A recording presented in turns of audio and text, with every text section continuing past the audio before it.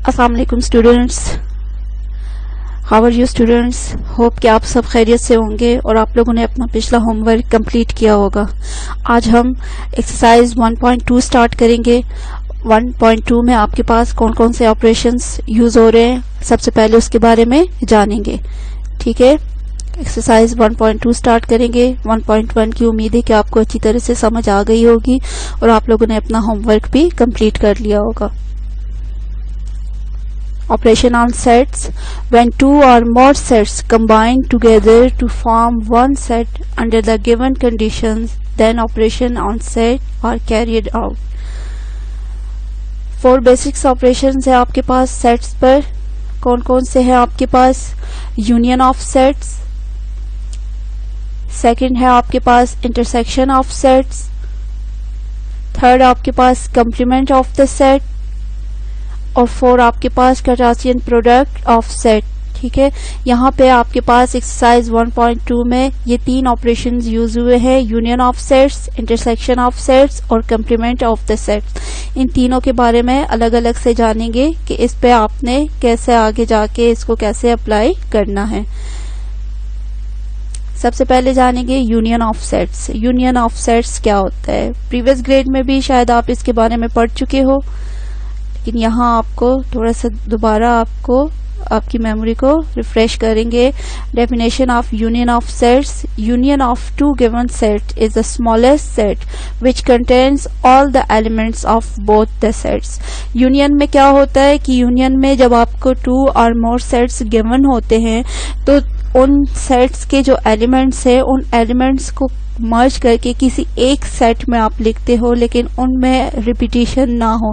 यानी अगर एक सेट में आपके पास एक एलिमेंट मौजूद है और वही एलिमेंट आपके पास किसी दूसरे सेट में भी मौजूद है, तो जब आप उसका यूनियन लेते हो तो आप उस ऑब्जेक्ट को सिर्फ एक ही दफा लिखते हो, आप उसको 2 दफा नहीं लिखोगे। तो यूनियन में आप क्या करते हो कि यूनियन में एक ऐसा सेट आपके पास बनता है कि जो 2 या 2 से ज्यादा जो सेट होते हैं उनको मिला के एक नया सेट जो बनता है वो यूनियन होता है। ठीक है, to find the union of two given set A and B is a set which consists of all the elements of A and all the elements of B such that no element is repeated. ठीक है, वही बात कि कोई element जो है या कोई ऑब्जेक्ट जो है वो रिपीट ना हो। The symbol for denoting union of set is this. ठीक है, यूनियन के लिए हम ये सिंबल यूज करते हैं। एक एग्जांपल से इसको समझते हैं। Let set A is equal to 2 4 5 6। Set A है आपके पास और उसके एलिमेंट है आपके पास 2 4 5 एंड 6। इसी तरह एक दूसरा सेट है आपके पास B जिसके एलिमेंट है आपके पास 4 6 7 और 8। अब अगर कहा जाए कि A यूनियन B फाइंड करे, ठीक है, अगर आपसे कहा जाए कि A यूनियन B फाइंड करे तो A यूनियन B आप किस तरह फाइंड करोगे? आप सबसे पहले A यूनियन B यहाँ लिखोगे। ठीक है, A यूनियन B सोल्यूशन लिखने के बाद A यूनियन B के बाद इज इक्वल का साइन और फिर आप ये जो A आपने यहाँ पे लिखा हुआ है तो इस A का आपने जो सेट है वो लिखना है।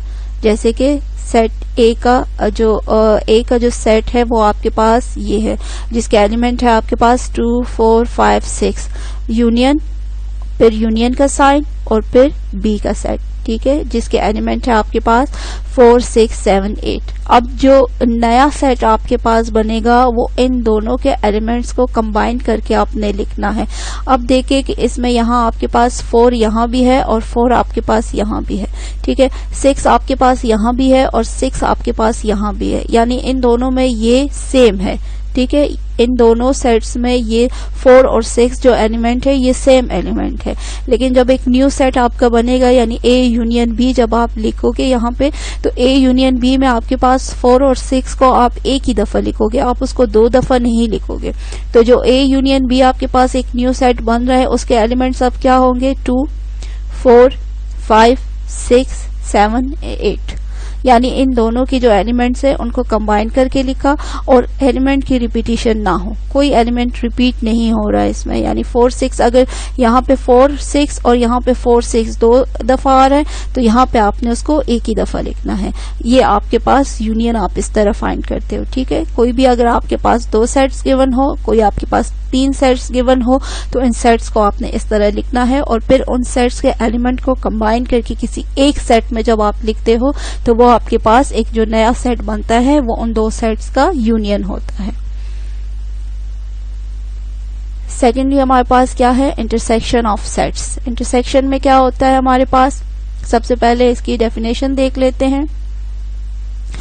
Intersection of 2 given sets is the largest set which contains all the elements that are common to both the sets। समझ आ गई आपको कि इंटरसेक्शन में क्या करते हैं, यूनियन में ये करते हैं कि दोनों सेट्स के एलिमेंट को कंबाइन करके किसी एक सेट में लिखते हैं, जबकि इंटरसेक्शन में क्या करते हैं कि 2 सेट्स या 3 सेट्स जो गिवन हो उनके जो कॉमन एलिमेंट्स होते हैं उनको लिखते हैं। जो न्यू सेट बनता है वो उन 2 सेट्स या उन 3 सेट्स के कॉमन एलिमेंट्स को लिया जाता है। To find the intersection of 2 given sets A and B is a set which consists of all the elements which are common to both A and B। Clear? The symbol for denoting intersection of set is this। ठीक है, intersection को हम इस symbol से denote करते हैं। Clear? इसके लिए भी एक एग्जाम्पल लेते हो और एग्जाम्पल से इसको समझने की कोशिश करते हैं। होप कि आपको इसकी समझने में आसानी होगी। फिर सेट ए हमारे पास गिवन है जिसके एलिमेंट है 2 3 4 5 एंड 6। उसी तरह दूसरा सेट है हमारे पास बी जिसके एलिमेंट है 3 5 7 और 9। जब इंटरसेक्शन फाइंड करना हो, ठीक है, सोल्यूशन और फिर intersection A intersection B, A intersection B. अब हम इंटरसेक्शन फाइंड करेंगे तो साइन ये लगेगा हमारे पास। अब ए, यहाँ पे ए की जगह आपने उसका सेट लिखा जिस सेट के एलिमेंट थे आपके पास 2 3 4 5 एंड 6। इंटरसेक्शन का साइन, उसके बाद बी का सेट जिसके एलिमेंट है आपके पास 3 5 7 और 9। अब आप देखिए कि इन 2 सेट्स में कॉमन एलिमेंट कौन कौन से हैं। कॉमन एलिमेंट यहाँ पे आपके पास 3 है, यहाँ भी आपके पास 3 है, तो ये दोनों कॉमन एलिमेंट हो गए, ठीक है। इसके बाद ये 5 है आपके पास और यहाँ भी 5 है आपके पास, तो 2 कॉमन एलिमेंट आपके पास आ रहे हैं। ए इंटरसेक्शन बी आपके पास कौन सा सेट आएगा जिसके एलिमेंट होंगे 3 और 5, यानी जो कॉमन एलिमेंट हो, तो वो कॉमन एलिमेंट या कॉमन ऑब्जेक्ट जो हो वो यहाँ पे लिखे जाएंगे। क्लियर कि आपके पास यूनियन में और इंटरसेक्शन में डिफरेंस क्या है। यूनियन में कंबाइन करके लिखना होता है और इंटरसेक्शन में जो कॉमन एलिमेंट हो, जो एक जैसे हो इन दोनों सेट में, वही लिखे जाते हैं सिर्फ। थर्ड आपके पास है difference of 2 sets. Difference of 2 sets क्या होता है आपके पास, how to find the difference of 2 sets. If A and B are 2 sets, then their difference is given by A minus B or B minus A। Example लेते हैं एक, if A is equal to 2 3 4 and B is equal to 4 5 6, ठीक है। A minus B means elements of A which are not the elements of B। यहाँ तक देखिए कि आपके पास एक सेट गिवन है A जिसके एलिमेंट्स आपके पास 2 3 4 और एक B सेट आपको गिवन है जिसके एलिमेंट है आपके पास 4 5 6। अब अगर आपसे कहा जाए कि A माइनस बी या A डिफरेंस B फाइंड करें, ठीक है, इनका डिफरेंस क्या होगा। इनका डिफरेंस ऐसे फाइंड किया जाएगा, इस बात को देखिए कि अगर A आपके पास पहले आ रहा है A डिफरेंस B, तो आप ऐसा सेट आपके पास आएगा, यानी A के वो एलिमेंट, इस सेट A के वो एलिमेंट जो इस सेट B में ना हो, ठीक है, इस सेट A के वो एलिमेंट जो इस सेट B में ना हो, वो इनका डिफरेंस होगा, ठीक है। It mean in the above example A minus B is equal to 2 3, यानी 2 और 3 ऐसे एलिमेंट्स है जो इस सेट में नहीं है। इसके अलावा 4 यहाँ पे भी है और 4 यहाँ पे भी है, तो इनका डिफरेंस क्या हुआ, इनका डिफरेंस हुआ 2 और 3 का, ठीक है। A के वो एलिमेंट्स जो इस सेट B में ना हो, ए माइनस बी या ए डिफरेंस बी जब आप फाइंड करोगे तो सेट ए के वो एलिमेंट जो सेट बी में मौजूद ना हो।